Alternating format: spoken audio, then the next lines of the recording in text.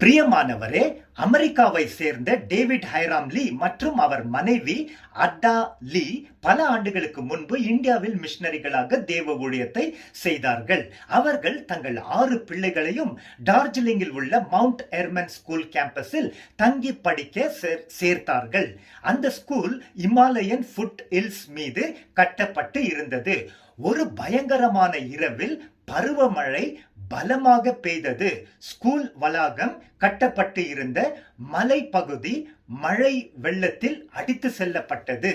David லீ அவர்களின் 6 பிள்ளைகளும் அதன் இடிபாடுகளில் புதைக்கப்பட்டார்கள். லீ அவருடைய 2ஆம் சின்ன பையன் வில்பர் டேவிட் நடந்த சம்பவத்தை சொல்லும் அளவுக்கு சில நாட்கள் வாழ்ந்தான்.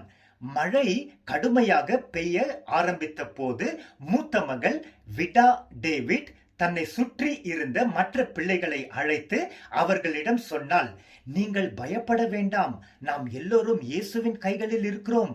டாடி நமக்கு தேவனை பற்றி சொன்னதை நினைத்து கொள்ளுங்கள். மேலும் வில்பர் டேவிட் கூறினான், நாங்கள் எல்லோரும் முழங்கால் படியிட்டு ஜெபம் செய்து கொண்டு இருந்த போது மலை சரிவு சரிந்து போய் புதைக்கப்பட்டோம். சில நாட்களுக்கு பிறகு வில்பர் டேவிட் மரித்து போனான்.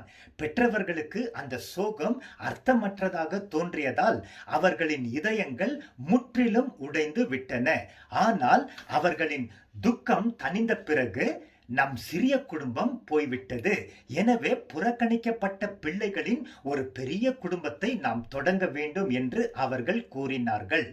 கல்கட்டாவின் தெருக்களுக்கு அவர்கள் சென்று கைவிடப்பட்ட பிள்ளைகளை சேகரித்து அவர்களுக்காக ஒரு இல்லத்தை, த லீ மெமோரியல் மிஷனை 19ஆம் நூற்றாண்டின் பிற்பகுதியில் தொடங்கினார்கள்.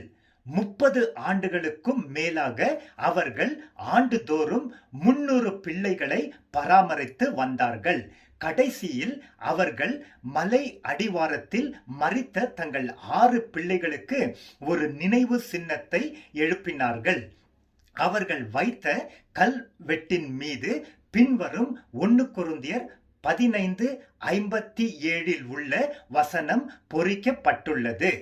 நம்முடைய கர்த்தராகிய இயேசு கிறிஸ்துவினாலே நமக்கு ஜெயம் கொடுக்கிற தேவனுக்கு ஸ்தோத்திரம். பிரியமானவரே, மிஸ்டர் அண்ட் மிஸ்ஸஸ் லீ போன்ற உண்மையான அர்ப்பணிப்பு, தியாகம், சுயநலமற்ற சிலுவை வீரர்களுக்காக தேவனுக்கு ஸ்தோத்திரம். இயேசு கிறிஸ்து உங்களையும் என்னையும் பிறருக்கு ஆசீர்வாதமாக இருக்க தொடர்ந்து கிருபை தருவார். அவருக்கே ஸ்தோத்திரம். ஆமென்.